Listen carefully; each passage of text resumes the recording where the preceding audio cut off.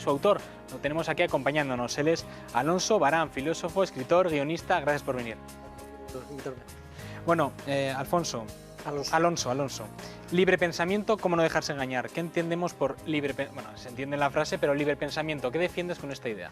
Bueno, el libre pensamiento es una corriente filosófica que existe desde el siglo XVIII y básicamente, en grandes rasgos, dice que el pensamiento individual, libre de dogmatismos, ¿no?, es el que permite que seas libre, ¿no? O sea, entonces, por eso, pues, aglutina diferentes disciplinas, ¿no? Tiene una visión holística al individuo para poder pensar con libertad, ¿no? Entonces, pues, huye de la religión, huye del dogmatismo político, y lo que hace, ofrece una serie de herramientas, pues, que se basan desde mecanismos psicológicos, filosofía moral, filosofía de religión, bueno, aglutina muchas mecánicas para no dejarse engañar por el discurso político. En general, para cualquier tipo de dogmatismo, ya sea religioso o sea político, ¿no? Entonces, lo que hace es que a través es una corriente filosófica que ofrece conocimientos cogidos de diferentes ámbitos académicos para tener una visión holística, y es porque es la única forma de evitar el dogmatismo. Si adquieres conocimientos únicamente desde conocimientos matemáticos, pues tienes un dogmatismo matemático, ¿no? Si adquieres conocimientos solo desde un punto de vista de una rama de la filosofía, pues es igual una forma de dogmatismo. Entonces, el libre pensamiento lo que hace es que ofrece conocimientos de una amplia variedad académica, ciencia, filosofía, etcétera, y así, pues, uno puede tener una visión holística con la que enfrentarse a la realidad, ni más ni menos. O sea, se puede llamar que tenemos aquí un manual de criterio propio, sí, de elaborar un criterio propio. De hecho, uno de los títulos que barajaba para el libro era precisamente el manual del libre pensador, pero bueno, al final, pues, claro, al final es la palabra libre pensamiento. Sí, al final lo coges como por un poco de capricho, ¿no? Me gusta más este, no sé por qué, pero no me gusta más este, ¿no? Pero efectivamente, además está estructurado a modo de manual, o sea, es decir, por capítulos, que uno puede acceder a ellos desde el índice o rápidamente, ¿no? He sacado antes, cuando presentaba el programa, presentaba un poco esta parte, he dicho que venimos, bueno, de unas elecciones y que ahí evidentemente influye mucho el discurso político y influye mucho a la hora de votar, a la hora de que una persona vote, pues lo que ha oído, la opinión general, pues muchos factores. Entonces yo he querido preguntar esta semana, bueno, a la gente en la calle a ver qué opina sobre este tema, no sobre tu libro, sino sobre al votar, si votamos libremente o estamos condicionados por el discurso político, por la opinión general. Estas son las respuestas que nos han dado. Bueno, pues hay gente que yo creo que sí, que realmente está condicionada, y supongo que hay gente que también, en fin, funciona y decide, y en este caso vota pues a tenor de ese libre pensamiento. Yo trato o pienso que estoy en los segundos. Los políticos lo único que hacen es comernos el tarro para que les votemos, y luego hacen de su capa un sayo y nos dejan, por lo menos hasta hoy, y nos dejan a todos, al que le ha votado, al que lo ha puesto ahí, yo creo que nos deja abandonado. Te envuelven, te dicen esto, te dicen lo otro, y luego al final te encuentras que no es, que lo que decían pues no es una realidad. Entonces, pues que nos engañan, vamos, que nos engañan. Yo creo que está más condicionado, creo, y por miedo a perder lo que tienen.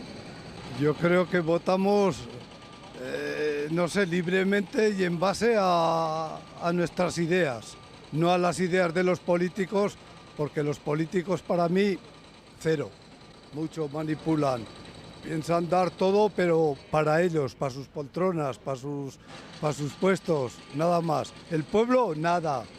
Muy condicionada, totalmente. Los poderes fácticos funcionan aquí a la perfección, en el Estado. Eso lo mueven muy bien ellos. Normalmente suele haber individualmente un pensamiento totalmente individual. Las personas, sean de derechas o de izquierdas, tienen pensamiento individual. Pero los medios de comunicación y los poderes fácticos son tan fuertes que al final hace influir a la gente que no tiene un carácter propio, legítimo, de pueblo, pues para votar cosas que se confunde totalmente, porque votar a la derecha cuando hay una corrupción terrible, pues no sé a dónde vamos, ¿no? Bueno, pues un poco de todo. O sea, Alonso, ¿qué opinas de esto que hemos oído? Al menos la opinión de si estamos votando con libertad o influidos. Bueno, parece que la balanza se ha decantado, ¿no? Si hacemos una pequeña encuesta, se ha decantado ahí a favor de que estamos condicionados. Yo realmente es que votar libremente, o sea, se utilizan determinadas técnicas para inducir comportamientos, ¿no? Entonces, ¿qué es votar libremente? Ser consciente de cuál es la ideología, la conoces, tu ideología, y dices, bueno, pues a mí me gusta más este tipo de ideología y voto a quien sé que va a llevar este programa ideológico, lo va a hacer efectivo, ¿no? Entonces dices, ahí votas libremente y dices, bueno, pues sea pues un liberal social, un liberal conservador, un comunista, un socialista, lo que quieras, ¿no? Se dice, bueno, esto es lo que... Lo que ocurre es que normalmente se inducen comportamientos a través de las emociones, ¿no? Entonces había una persona y hemos visto que decía, pues a través del miedo o a través de la ira. Entonces, a partir de ahí ya no estás votando libremente, porque ya no estás votando a lo que tú consideras que es más justo o más beneficioso para la sociedad según tus bases ideológicas. Estás votando pues guiado por una emoción, ya sea la ira, el miedo o el anhelo, ¿no? El anhelo de conseguir algo que te prometan, ¿no? Entonces, ¿qué ocurre? Que ya no estás votando libremente porque estás votando en función de una emoción que sea estimulado para poder dirigir tu mente basándose en esa emoción. Es decir, que se ha estimulado, desde la política se ha estimulado una emoción como puede ser el odio, al contrario, vamos a fastidiarles, ¿no? Por supuesto, el odio, el miedo, el anhelo, o sea, es decir, pongamos un ejemplo, que me encantan los Como un ejemplo, sí. Voy a llegar al gobierno y voy a hacer una serie de recortes sociales para poder equilibrar los presupuestos. Bueno, esa persona no se lleva ni un solo voto, ¿no? Lógicamente. Claro. ¿No? ¿Qué es lo que dicen? No, yo cuando llegue al gobierno voy a bajar los impuestos y voy a arreglar la economía. O otra cosa, ¿no? Lo que voy a hacer va a ser, cuando llegue al gobierno, es dar una paga a todo el mundo y tal. Bueno, son dos anhelos diferentes enfocados a diferentes estratos sociales que es donde tienen su caladero de votos, ¿no? Entonces, ese mismo anhelo de conseguir algo, tú ya no estás viendo pues que hay una ideología detrás que es la que va a poner en marcha. Es decir, el que es un liberal conservador va a hacer una serie de cosas con su ideología y el que es un socialista va a hacer una serie de cosas con su ideología. Pero te prometen algo, te dan ese anhelo y tú ya votas pensando en eso. O, como decías tú, el odio al contrario, ¿no? Estimulan la ira o estimulan el miedo y entonces tú solo estás viendo que, mira, yo es que no quiero que ganen estos y voy a votar a estos otros. O solo para que no ganen eso, o para echar al que está de alcalde y que dice, no me gusta y vamos a ir a por ellos porque... Claro, entonces ya ¿eso es una motivación más que lo que está opinando el partido que estás votando? O sea, decir, no sé muy bien qué opinas de partido, pero lo que no quiero es que estén nosotros. Es que ese es el problema, el problema es que es volver a la gente emocional, ¿no? Si tú votas por la ira, por el miedo o por el odio, no estás votando un programa ideológico. Y luego, pues, vienen las sorpresas, ¿no? Luego dice, mira, esta persona pues hace una determinada, actúa de una forma en la sociedad, pero que te resulta una sorpresa que haga recortes o que haga otras cosas. Oiga, si es que va en su programa ideológico, es un liberal conservador y quiere reducir al mínimo el Estado. ¿Qué va a hacer? Pues recortar, ¿no? Pero tú has votado a un anhelo que luego no se ha cumplido. Entonces, ese secuestro emocional que hacen es lo que yo considero que no te permite votar con libertad, porque si no puedes las cartas, votar con la libertad sería, estas son las cartas que pongo encima de la mesa, esta es mi ideología, esto es lo que voy a hacer, y hacerles cumplir eso luego, ¿no? Claro. Y entonces dices, bueno, pues elijo esto porque creo que es mejor, y no elijo esto porque creo que voy a fastidiar al otro, no quiero que esté en el poder, ¿no? ¿No votamos según nuestras propias ideas? La pregunta que a veces me da la sensación, ¿no? Me parece curioso cuando tanta gente comparte tantas cosas todos. O sea, me parece más una secta que un partido. Te pongo un ejemplo. Imagínate que yo tengo, no un ejemplo concreto, sino abstracto. Yo tengo mis ideas y es muy difícil que exista realmente un partido con el que yo comulgue en todo. Pero sí que se da casos de gente que parece, bueno, que van todos a una, que es lo normal en política. Es decir, votamos o nos unimos un partido en base a nuestras ideas o llegamos y decimos, bueno, a ver qué piensan estos. Vale, piensa esto. Vale, pues entonces yo tengo que pensar esto y me adapto. Es muy buena pregunta. Bueno, que todas las personas compartan unas mismas ideas se debe a un espacio epistémico, ¿no? Es decir, nosotros vivimos dentro de un conjunto de ideas y ya, pues esas ya definen tu pensamiento. Pongo un ejemplo, es el concepto de creación del universo. Eso es una idea cristiana. Los griegos no tenían la idea de creación, el universo era eterno. Ya simplemente con eso ya estamos pensando que el universo tenía un principio y un fin. Eso parte de un espacio epistémico. Llevado a política, tú compartes unas ideas con todo el mundo porque son las ideas que te ofrecen. Y dices, estas son las ideas que hay. Y tú ya no valoras nada más, al igual que no valoras que el universo pueda ser eterno, como creían los griegos, sino que ha habido un principio y un fin, pues estas son las ideas que manejo. ¿Por qué? Porque son las que me dan, ya han conformado ese espacio de ideas político, ¿no? Que luego todos vayan a una con ese partido, aunque no comulguen con todas las ideas, como acabas de decir, que es muy difícil, ¿no? Dice, bueno, a mí me gustan unas y otras no. A mí, por ejemplo, yo veo los partidos y de todos me gustan cosas y de todos detesto cosas, ¿no? Entonces dices, claro, ¿por qué no cogen solo las buenas? Bueno, el tema está en que lo que se hace es fanatizar a la gente, ¿no? Yo, por ejemplo, en el libro hablo de cómo las similitudes entre la política y la religión. Si te das cuenta, la gente normalmente vota como una iglesia, ¿no? Tiene unas ideas políticas y ya puede llevar ese político el país a un abismo que va a seguir votándole, ¿no? Entonces, ¿qué ocurre? Que eso lo que hace es que hay una serie de mecanismos psicológicos y psicosociales que a nosotros nos hacen poder ser manipulados y fanatizados. Por ejemplo, vas a un mitin político, entonces por estar en grupo una persona ya no piensa igual que en soledad. Tienes una serie de emociones que se ven mitificadas. Por ejemplo, tienes un sentimiento de solidaridad con los que están alrededor, tienes un sentimiento de que se diluye la responsabilidad.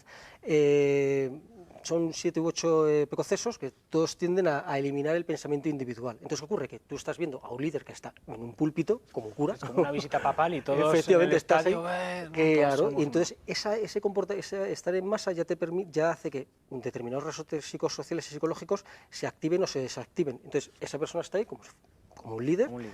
Suelta su soflama política y a ti te entra pues, como un cuchillo, ¿no? Entonces, ¿qué ocurre? Que eso es lo que hace que se vaya fanatizando a la gente, porque es un proceso psicológico y al final se incentiva ese proceso de fanatismo, lo que se llama falsa dicotomía. Ellos son malos y yo soy bueno, claro, ¿no? Entonces, ¿qué ocurre? Que tú incentivas constantemente el contrasentido, es decir, el contrasentido lo que hace es crear sentido. Yo quiero crear un sentido y digo, mira, la noche es eso que no es el día, ya te crea un sentido, ¿verdad? Con dos, bueno, pues ellos son malos y yo soy bueno, ya te crea un sentido. Entonces eso ya está dirigiendo tu pensamiento a que veas a esa persona que hace esa falsa dicotomía, pues como un líder irrefutable. Claro. Y al otro como el malo.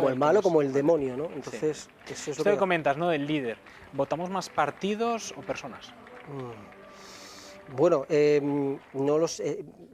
Que voto a fulano porque es guapo, ¿no? Porque yo creo que, vamos a ver, la elección del político que pones al frente, de repente sale Pablo Iglesias, te pongo un ejemplo, ¿no? Y de repente el PSOE y Izquierda Unida sacan a jovencicos. Entonces dices, ¿a quién estamos votando? ¿Al partido por sus ideas o al que está en cabeza porque es guapo, me cae bien, tiene presencia? Bueno, son dos cosas diferentes. El que se pongan políticos jóvenes, es lógico, ahora hay unas políticas emergentes que son jóvenes, claro. Pero psicológicamente el ser humano, pues esto ya se hace en el Neolítico, cuando había épocas de crisis, lo que se hacía era se ponían a la persona joven y fuerte para sacar a la población de esa crisis. Y cuando las cosas iban bien, cogían a una persona más mayor para que fuese más conservador. Entonces, psicológicamente, el ser humano está preconfigurado para apostar por la juventud en momentos de crisis y apostar por pues gente más mayor para ser más conservadores en las épocas que va bien en la sociedad. Entonces, ¿qué ocurre? Que yo creo que eso los estrategas políticos no se les pasa por alto, ¿no? ese conocimiento. Luego, que votamos más a líderes o a ideas, pues realmente hay una cosa que está clarísima, es que es fácil dirigirse hacia una punta de lanza. Me explico, yo puedo dirigir mi pensamiento a una persona o a un color, ¿no? Es más sencillo que decir, mira, te voy a mostrar una pluralidad de personas, cada una tiene un discurso diferente y unas ideas que se entran dentro de una ideología, le estás dando a la gente demasiadas cosas en las que pensar. Una sola idea, un eslogan, una cabeza visible, eso hace que direcciones la atención hacia un solo punto, ¿no? Y no dispersarlo, convertirlo en algo multicéfalo, que al final pues dices, no sé ni a quién voy a votar ni lo que están pensando, ¿no? Entonces también está estudiado el hecho de que la gente tiende a seguir un líder, ¿no? Y pues bueno, ¿no? Y sobre los temas que saltan siempre a la palestra cuando hablamos de política, sobre todo en campaña, que hay pues unos temas determinados, que hay 1000 temas en un país para hablar, pero siempre hay varios, ¿no? ¿Quién elige estos temas que están de moda? O sea, ¿quién los pone? Los propios políticos, quiero decir, hay temas, pongo algunos ejemplos, que son pues desgracias que sí que existen, pero que a mí me parecen de perogrullo. Estamos en el debate a 4, de los 4 candidatos y salen varios temas. Sale, por ejemplo, la violencia de género, que es un tema, bueno, pues que es una desgracia que está pasando en nuestro país, pero se dice, ¿ustedes qué opinan de la violencia de género? ¿No? ¿Ustedes qué van a opinar? ¿Qué van a hacer? ¿Qué van a decir? Va a decir uno de ellos, no, a mí me parece fantástico. Es decir, son obviedades. Yo veo eso y digo, ¿qué preguntan estas obviedades? Es decir, hay temas que son temas de minipunto, de, venga, sácame este tema para que ponga el minipunto. Bueno, más bien son temas que la opinión pública está pendiente de ellos porque hay una cobertura mediática. Entonces, ¿qué ocurre? Que dice, si los medios de comunicación hablan mucho sobre la violencia de género, lo que tienen los medios de comunicación es una influencia desmesurada sobre la forma de pensar que tenemos. O sea, ellos nos dan una visión, los medios de comunicación a través de una serie de mecanismos se dan una visión de la realidad y que se puede convertir en una falsa realidad o una realidad, ¿no? Hablamos de la violencia de género. Sale mucho en los medios de comunicación que existe violencia de género, la población luego le da importancia. ¿Por qué? Porque cuantas más veces hables de algún medio de comunicación, eso genera más importancia a la gente. Si tú estás hablando constantemente de violencia de género o de cualquier otro tema, eso le das importancia porque lo estás viendo constantemente. Entonces, claro, pues el político dice, voy a hablar de esto que resulta que tiene importancia para la gente porque sale de una cobertura mediática. No voy a hablar de, por ejemplo, pues, yo qué sé, de... Torra Vega. Sí, de cualquier otro tema. ¿Por qué? Porque va a decir la gente, no me interesa nada de lo que está hablando, me interesa que hable de la violencia de género. Obviamente, nadie que esté en su sano juicio pues va a estar a favor de la violencia de género, claro. y nadie que sea un perturbado mental y está a la violencia de género, a favor de la violencia de género, va a ser tan imbécil para en época de elecciones decir, yo es que estoy a favor de la violencia de género, ¿no? O sea, entonces, esos comportamientos son una base de beatificación. Esos comportamientos, quiero decir... Beatificación del líder, ¿no? Sí, es decir, le vamos a preguntar por violencia de género, entonces él dice, no, yo estoy en contra, y el racismo, no, yo estoy en contra del racismo, y que son tópicos que es de perogrullo, sí, pero... Pero comparado con otros temas, por ejemplo, inmigración al sur de España, todo lo que son las vallas, Ceuta y Melilla, eso casi ni se habla. Digamos, ahí en el debate A4 ni se tocó, y ahí mueren personas cada semana, como quien dice. ¿Por qué eso no se pregunta tampoco? Bueno, también está la función del entrevistador, pero bueno, ¿por qué hay temas más en la palestra que otros cuando todos tienen víctimas y desgracias? Pues porque entiendo que tienen un tiempo para hablar de determinados temas, ¿no? Y sacan lo que tiene más trascendencia en ese momento para la sociedad. Es lo que tiene mayor cobertura y resulta de mayor interés, pero ya no solo también por audiencia, ¿no? Un programa de televisión también se mide por audiencias, claro. ¿No? Y entonces, bueno, como los medios de comunicación pues dan cobertura a una serie de hechos que ocurren en la sociedad, pues esos mismos medios de comunicación le preguntan sobre esos hechos que ellos dan, a los que dan cobertura, ni más ni menos.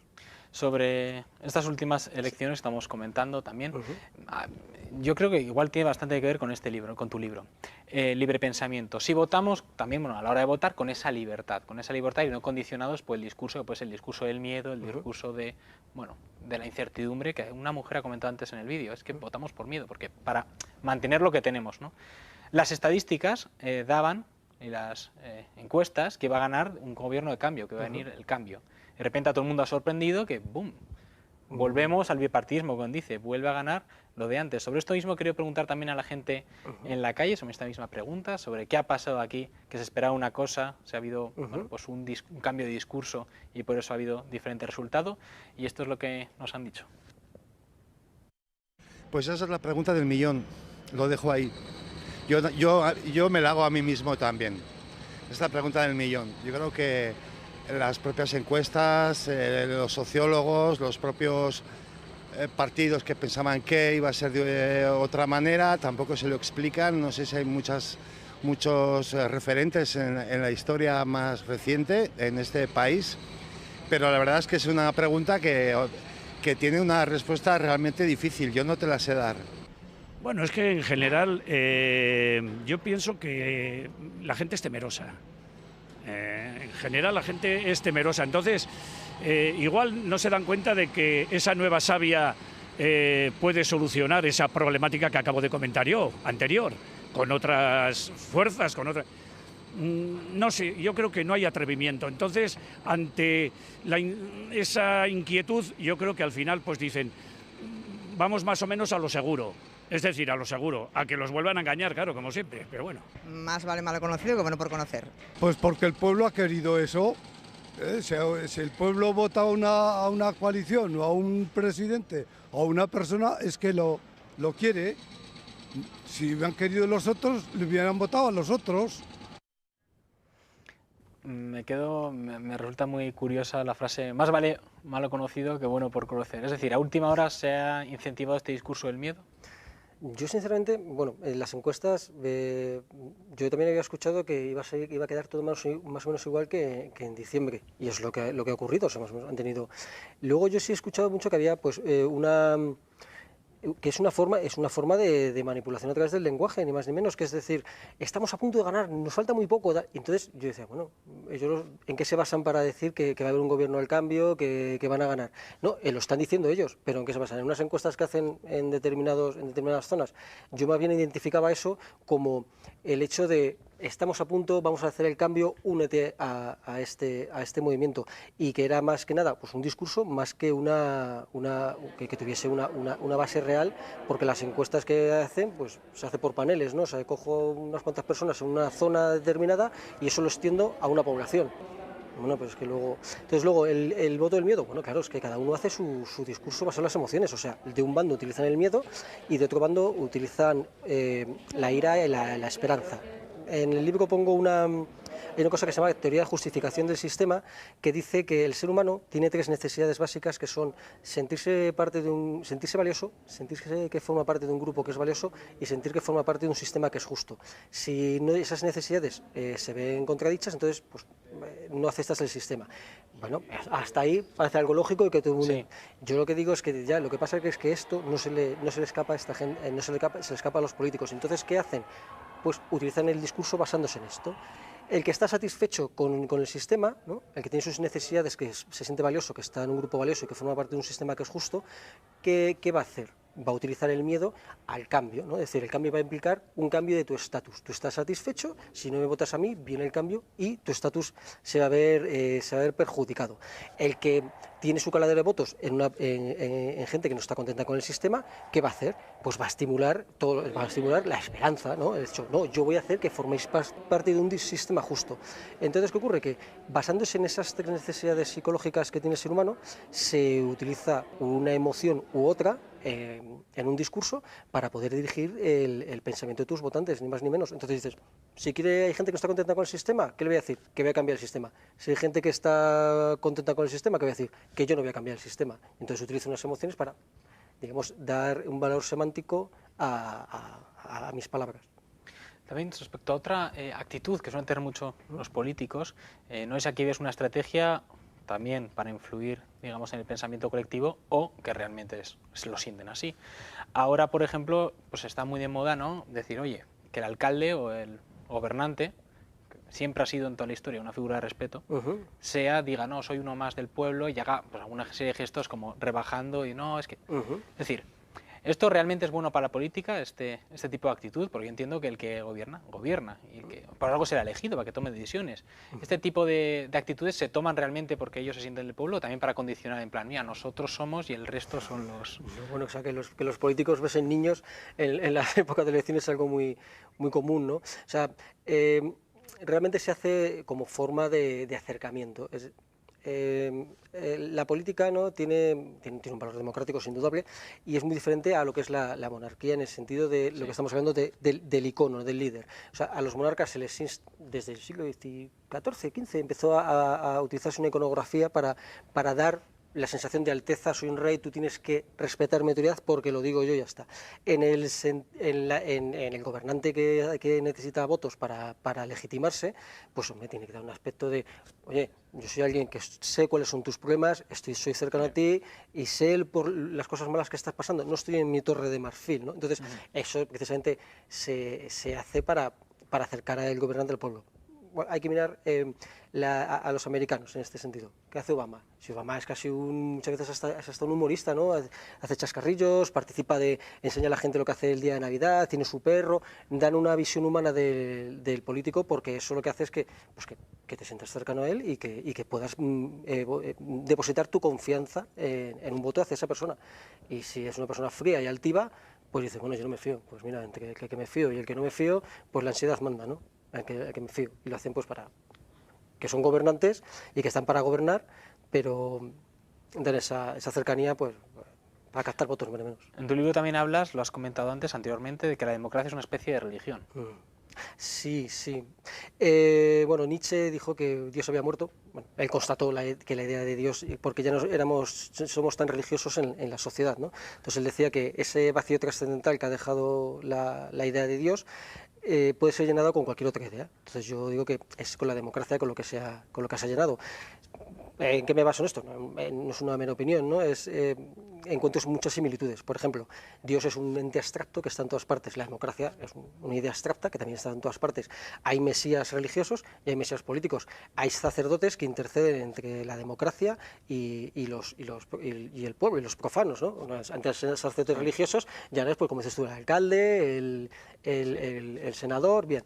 Se hacen cruzadas para imponer la democracia a otros regímenes. Ahora, antes, ¿qué se hacía? Pues mira, pues pongo mi idea de Dios a tu religión. Se fanatiza alrededor de símbolos, como ocurre con las religiones, ¿no? Ya sea el de un partido. Se movilizan emociones, la religión moviliza muchísimas emociones, y lo que hacen los políticos es constantemente movilizar emociones para fanatizar. Entonces, ¿qué ocurre? Que cualquier cosa que diga un político que diga que está relacionado con democracia, dice la palabra democracia y es como que se beatifica. Es como antes que decía un cura, es que está dicho palabra por Dios, palabra de Dios.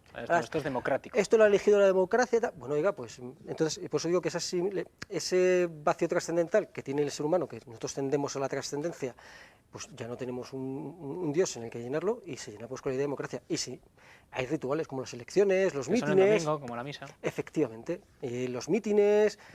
Entonces, pues bueno, esas similitudes, con las lógicas diferencias, sí, claro. Pero bueno, que tampoco nos debe extrañar, que es que la política y la religión han ido de la mano desde la antigüedad. ¿Se ha idealizado la democracia, tú crees? Es que es una idea, la democracia al fin y al cabo... No, pero idealizar, como es mucha gente dirá, bueno, pues es de las soluciones que hay, la menos mala. Bueno, yo creo que habrá gente que sí. dice, no, es la solución. Es la voz del pueblo. Pero claro. bueno, la voz del pueblo, ¿hasta qué punto?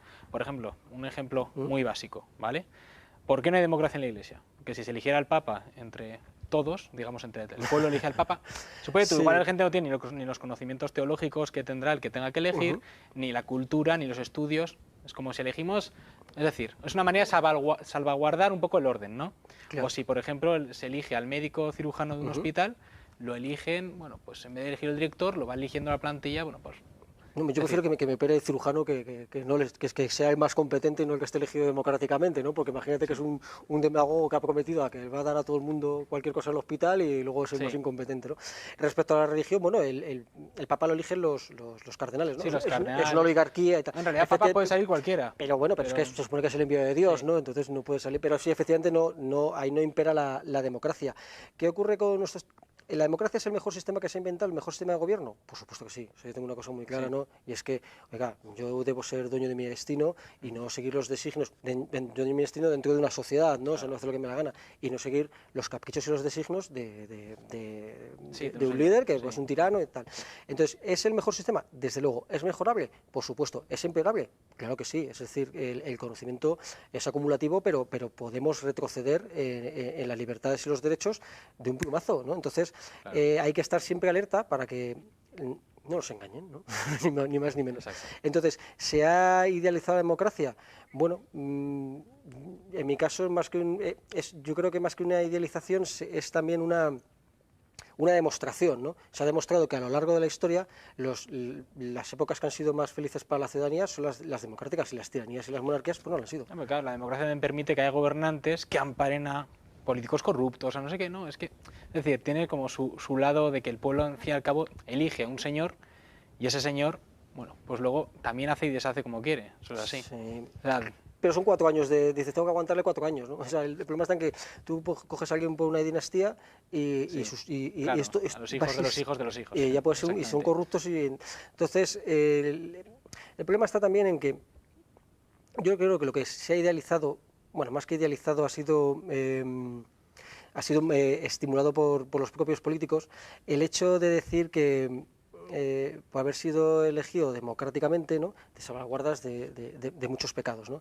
Claro. Y no es así, es decir, escuchamos muchísimo a muchos gobernantes que dicen que no, yo hago todo pues por el bien social, etcétera, etcétera. Bueno, Yo lo que creo es que el que le gusta el fútbol se hace futbolista, el que le gusta escribir se hace escritor, y el que le gusta el poder se hace político, y el que le gusta ayudar se hace una ONG, ¿no? Pero claro, eso que hablábamos antes de lo que decías antes de que son cosas como de perogrullo. Oiga, la violencia de género, hombre, sabemos que va a decir que no está en contra de la violencia de género, que está en contra de la violencia de género un político, ¿no? Pues igualmente va a decir que él quiere el bien de la sociedad y que es casi como un amigo fiel para todo el mundo, ¿no? No, bueno, es una persona que se mete en política porque el poder es inherente a la política, o sea, no está ahí, entonces se mete a eso porque... Ahí va también con lo del el alcalde que va de que soy uno de vosotros, no es uno de nosotros, es el tío que tiene el poder en mi ciudad. Efectivamente, entonces él se ha metido al alcalde, ¿por qué? Porque quiere poder, si quiere ayudar a... Pues hay muchísimas formas, ¿no? Hay ONGs y tal. Entonces, ¿qué ocurre? Que luego va a hacer y va a deshacer lo que le venga en gana el gobernante dentro de